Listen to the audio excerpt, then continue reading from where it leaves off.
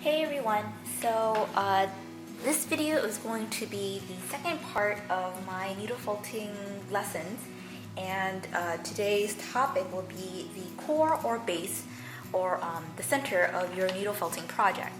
So there's several options that you have when you are needle felting, and you don't want to, let me say this.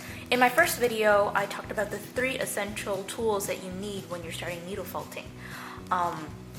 The core was never mentioned because you can do essentially without it and just use just straight up wool as your needle felting core.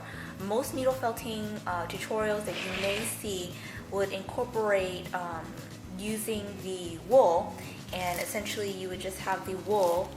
Here I have this plain unbleached roving wool, and most of the time what you see people do is you would just roll it up into a rough shape. So like this would be like if I start needle felting now, it would just be like an oval shape, and you could do that. However, using roving wool by itself wastes a lot of wool, and good wool is hard to come by, and it's pretty costly if you have to continuously replace it, because you're using that's a lot of wool right there.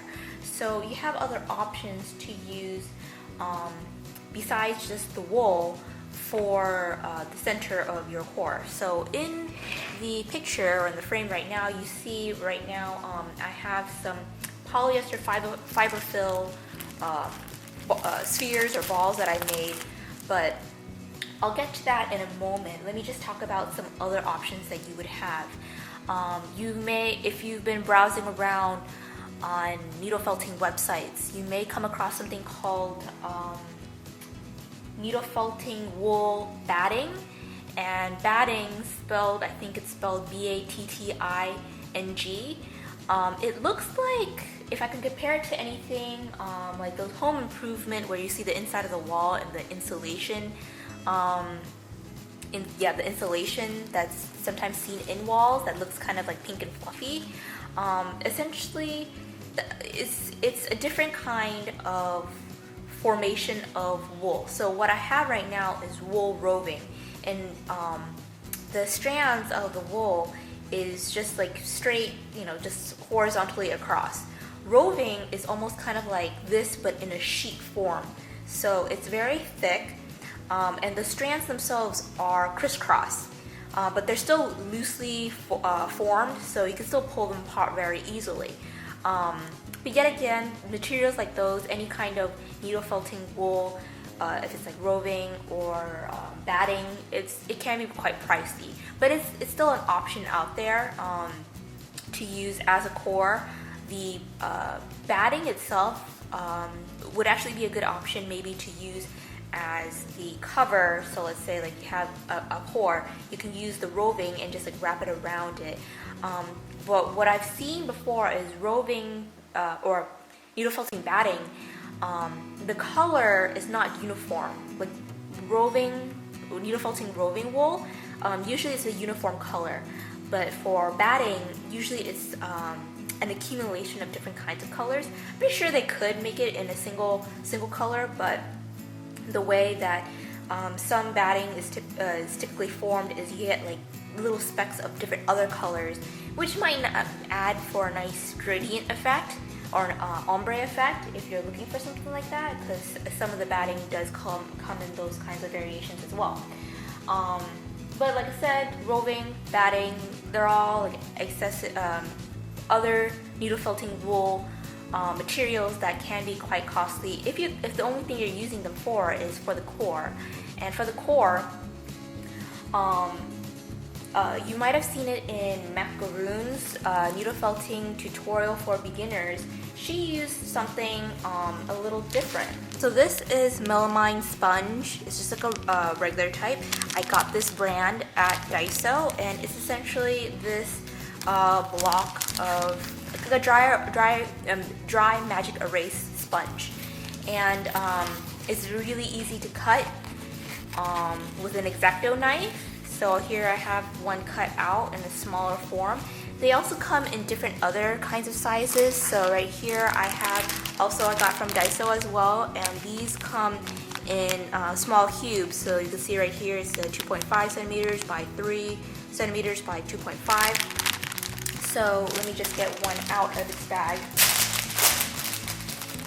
Now, when I first started needle felting, after having watched Macaroon's tutorial on the use of using the sponge as a core, I decided rather than outright going and trying her method, which is essentially she got a cookie cutter and she had a small flat sheet of the sponge, and she imprinted it, made a shape, and essentially just started getting wool and wrapped it around it and started needle felting it right away. And that's fine. But what I wanted to try out was more of a three-dimensional shape, trying to use the sponge and to conserve wool as well. So what I ended up doing was I got this block and I essentially shaped it into a sphere because I wanted to make a more three-dimensional needle felting project. So I wanted to make, like, let's take a bear head or something like that. So what I ended up doing was I got a cube, and let me just grab a pair of scissors right here. And what I did was I essentially just snipped off the ends, and what I was doing is just carving or shaping the sponge. So by snipping off all of the ends, you can already see that I'm kind of, I'm not even framed. So by snipping off the ends, I started making a rough sphere. So I kept on continuously doing that, and I essentially made a sphere out of it. Like, eventually I will shave off like all these sides and with my scissors, and it would make the sphere. So here you go, right there. But what ended up happening was it's pretty time consuming just to make like this, and not to mention it also leaves a lot of these little flaky parts that you cut off, and it's a pain to clean that up because it's very light. It's kind of staticky, so it adheres to things that have static to it. So it's very annoying. I did that for several projects in the very beginning of when I started needle felting, and it was okay for what it was, but it wasn't until I heard, and this was what I heard from another needle felting artist on Crafty Amino, that she used polyester fiberfill. So I have a loose bag right here of polyester fiberfill, and what polyester fiberfill is it's a synthetic material. It's not natural like wool. Wool comes from an animal, while a polyester fiberfill, it's synthetic. So it's not going to needle felt the same way as wool would. It's more slick. I mean, like, it still needle felts well, and the fibers from it will still interlock when you needle felt it, but it's more slick. So you're not going to be able to form a lot of details with it the same way you would with wool. So what I tend to like to do is I would use the polyester fiberfill, needle felt it, and like my last video, I needle felted using a throwaway sponge that I wouldn't necessarily wouldn't mind if I got like a lot of holes in it. So I would get like let's say a handful. So this is a little bit more than a handful. And let me just start needle felting it so you guys know how I manipulate it into making it a sphere. Majority of my needle felting crafts, and you can see them on my Instagram at dazedcrafter, and you can also find me on Etsy as well to look at some of the examples of things that I have on my Etsy. Majority of them are spherical shape. It starts with some form of a sphere. So it started on needle felting. Let me just make sure that I am in frame. Yeah, the camera's right next to me, so I don't have the screen in front of me and to see if I'm still in frame or not. So I have the clump of polyester fiberfill, and this fiberfill I got at Hobby Lobby, a 340 gram bag for $3.99. And if you're wondering how big 340 grams are, it's just the size of a huge pillow, or like just like the size of your standard pillow. Yeah, so it's that big bag. So let me just go ahead and get started. So I start folding it up similar to how you would with the roving, if you were using needle felting wool roving. And I had formed it into a rough shape. I folded it in itself, and I'm going to start needle felting. Now I would recommend using a needle felting tool that would have a multi-tip tool. That way you can needle felt it a little bit better than using a single needle, because if you do, it's not going to cover much, and like I said before, the material is very slick. So having a multi-needle tool helps a lot in forming these spheres. So you just go ahead, take a notice as to where I'm placing my fingers. I'm placing my fingers away from the line of the angle of the needles. So I'm just essentially just going in, and I'm doing this kind of like comb over technique where any of the extra fibers, or any of the extra fibers that are outside, I'm going to go ahead. And I apologize, I'm in the dining room right now, and my mom is just taking some stuff out of the refrigerator right now. So it's going to be kind of noisy, but if you could see right here, I am just, let me just go ahead and change the angle of the camera. So as you can see right here, I'm just needle felting it in, and I'm doing this comb over technique of just kind of shifting over the fibers, so that way that I could needle felt it and essentially interweave more of the loose fibers back into the center of the sphere. And after you have a few more pokes, then just rotate it and go at another angle of the sphere. Now with needle felting, the polyester fiberfill, like I said before, it's more slick. You're not going to be able to form very well using polyester fiberfill into intricate details. So in a moment I'll go ahead and I'll show some examples of what you can do. So let me just go ahead and show you that. So more comb over technique right here, and pressing it in. Just keep on remembering to rotate it.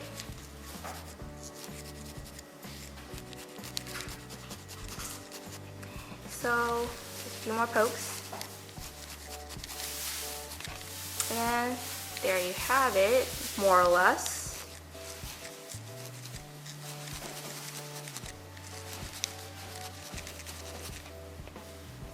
And there you have it, a rough kind of circle. It still needs to be needle felted a little bit better, but how I like the polyester fiberfill balls is that I typically like to keep it somewhat kind of squishy.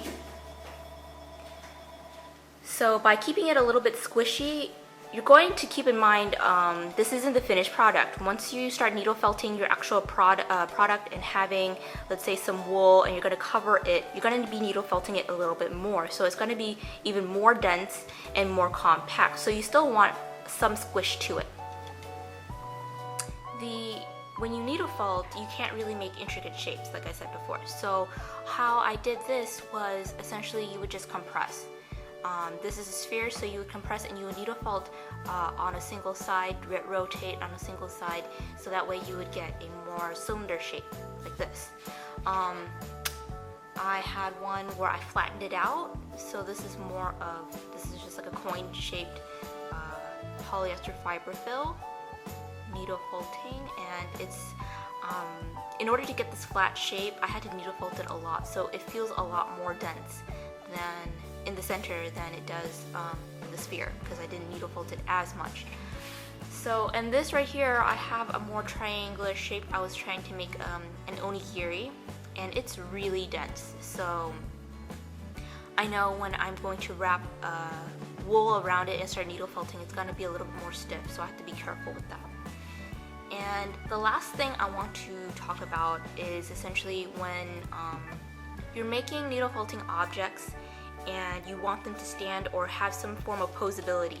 So the last core that I'm going to talk about is using some sort of wire framing to make an armature. So right here now let me just say this first, I have not had a chance to try it out yet because I'm kind of worried that once I start wrapping the wool around it and start needle felting, I'm going to get a lot of resistance with the needle to the wire. But you can use any kind of wire that has a gauge that allows for posability. So, but if you want to try it out rather than buying a whole roll of wires, then you can try using a pipe cleaner and use some posability for that. And how you go about needle felting that, from what I've seen, is you would just have whatever your shape is going to be and start having some wool, just a little bit of wool, and start wrapping it around until you have a thicker shape, and then you can start needle felting it that way. So that essentially concludes with the core and the base of any kind of needle felting project. I, at this point, am consistently using the fiberfill as my core, and I like it a lot. It's a lot cheaper alternative than using wool, but you could still use wool if that's all you have. But the fiberfill you can find at Walmart, pretty sure you can find it at Target, you can find it at any kind of craft store, and it's just called polyester fiberfill. It's just the stuffing that you find in pillows and stuffed animals. So you can use that and start needle felting that way. And I hope that helps you out. Stay tuned for my next video. I think my next video will cover maybe using stencils or something along those lines, but you'll see in the next video. So I'll see you then. Bye!